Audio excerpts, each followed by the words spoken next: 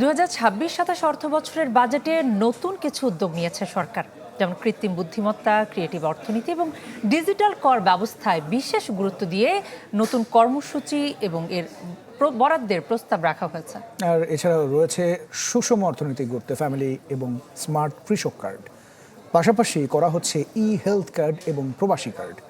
Senior সিটিজেনদের train ভাড়া সম্পূর্ণ free এবং মেট্রো রেলে 25% ছাড়ের প্রস্তাব করা হয়েছে। বৈষম্যহীন ও অন্তর্ভুক্তিমূলক অর্থনীতি গড়ে তুলতে চায় সরকার। গণতন্ত্রের পথে যাত্রা প্রস্তাবিত বাজেটে অগ্রাধিকার দেয়া হয়েছে সবার জন্য উন্নয়ন, শিক্ষা ও স্বাস্থ্যসেবা, সর্বজনীন সামাজিক সুরক্ষা, বিনিয়োগ নির্ভর ও উৎপাদনমুখী অর্থনীতি, জ্বালানি নিরাপত্তা, আর্থিক খাতের স্থিতিশীলতা সহ 10টি খাতকে। লক্ষ্য অর্জনে প্রথমবারের মতো বেশ কিছু কর্মসূচিও থাকছে এবারের বাজেটে।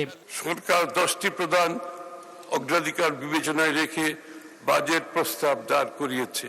এআই প্রযুক্তির ব্যবহার করে স্মার্ট সিটি গড়ে তোলার লক্ষ্য নেওয়া হয়েছে। রয়েছে নাগরিক সেবাকে আরও জনবান্ধব করা এবং শিক্ষা ব্যবস্থায় এআই অন্তর্ভুক্তির মাধ্যমে দক্ষ জনবল তৈরির পদক্ষেপ, যে খাতে বরাদ্দ 500 কোটি টাকা। দক্ষতা নির্ভর শিক্ষা ব্যবস্থা বাস্তবায়নের মাধ্যমে তরুণ প্রজন্মকে যোগ্য মানব সম্পদে পরিণত করা। রয়েছে 2026-27 অর্থ বছরে প্রস্তাবিত বাজেটে ব্যাংক হিসাব খোলার ক্ষেত্রে কর শনাক্তকরণ নম্বর, টিআইএন সনদ দাখিল বাধ্যতামূলক করার প্রস্তাব। তবে শিক্ষার্থী ও নির্দিষ্ট কিছু শ্রেণীর গ্রাহকদের জন্য এ নিয়মে ছাড় দেওয়া হতে পারে।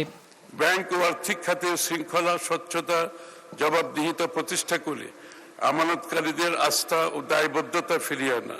অন্যদিকে দেশে ক্রিয়েটিভ অর্থনীতি বিকাশে করা হয়েছে 1000 কোটি টাকার অর্থায়ন, যেখানে সরাসরি সরকারি বরাদ্দ 300 কোটি টাকা। বাংলাদেশ ব্যাংকের সিএসআর তহবিল থেকে 500 কোটি আর ক্রিয়া উন্নয়ন থেকে 200 কোটি টাকা ব্যয় হবে। মূলধারার অর্থনীতি থেকে বিচ্ছিন্ন থাকা ক্রিয়েটিভ অর্থনীতি। সরকার মনে করছে এসব উদ্যোগ প্রযুক্তি, উদ্ভাবন ও সৃজনশীল শিল্পের প্রসার ঘটাবে। বাড়বে নতুন কর্মসংস্থান, তৈরি হবে ভবিষ্যৎ অর্থনীতির নতুন খাত। বাংলাদেশকে বিশ্বের অন্যতম প্রধান আইসিটি রপ্তানিকারক দেশে রূপান্তর করা। অংশগ্রহণমূলক অর্থনীতি গড়ে তোলা ও নারীর ক্ষমতায়ন বাড়াতে সামাজিক সুরক্ষা খাতে যোগ করা হয়েছে 8টি নতুন কর্মসূচি। ফ্যামিলি কার্ড কর্মসূচির আওতায় 41 লাখ নারী প্রধান পরিবার মাসে 2500 টাকা করে সহায়তা পাবে। এতে ব্যয় হবে 12,374 কোটি টাকা। কৃষক কার্ডের মাধ্যমে 42,50,000 কৃষক সহায়তা পাবেন বছরে 2,500 টাকা করে। জুলাই গণ অভ্যুত্থানে শহীদ পরিবার ও আহত 16,513 জনকে মাসে 10 থেকে 20,000 টাকা ভাতা দেয়া হবে। মানুষের জন্য নিরাপদ, সমৃদ্ধ, মর্যাদাশীল জীবন নিশ্চিতকরণে রয়েছে ইমাম, মুয়াজ্জিন, পুরোহিত, সেবায়িতদের সম্মানী ভাতাও। এ খাতে যোগ হয়েছে খাল খনন ও বৃক্ষরোপণ কর্মসূচি। সুনীল অর্থনীতি, ব্লু ইকোনমি এর মতো খাতগুলোকে আমরা জাতীয় অর্থনীতির একেবারে কেন্দ্রে নিয়ে আসতে চাই। এবারের বাজেটে শূন্য পদে 5,000 এমবিবিএস ডাক্তার নিয়োগের পাশাপাশি নতুন করে 1 লাখ স্বাস্থ্যকর্মী নিয়োগের প্রস্তাব করা হয়েছে, যার 80%ই হবেন নারী। প্রত্যেক নাগরিকের হেলথ কার্ড দেবে সরকার।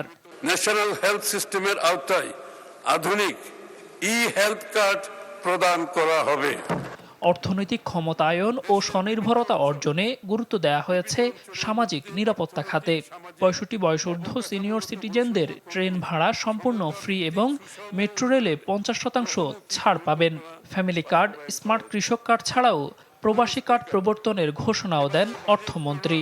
বিনিয়োগ নির্ভর প্রবৃদ্ধির পথে এগিয়ে নিতে মধ্যমেয়াদী কৌশল কাঠামো প্রণয়ন করেছি মাননীয় স্পিকার। দেলোয়ার দোলন, চ্যানেল 24, ঢাকা। নগদ নিয়ে এলো হার না মানা হার অফার। সর্বনিম্ন 10,000 টাকা রেমিটেন্স নগদে পাঠালে থাকছে স্বর্ণের হার জেতার সুযোগ।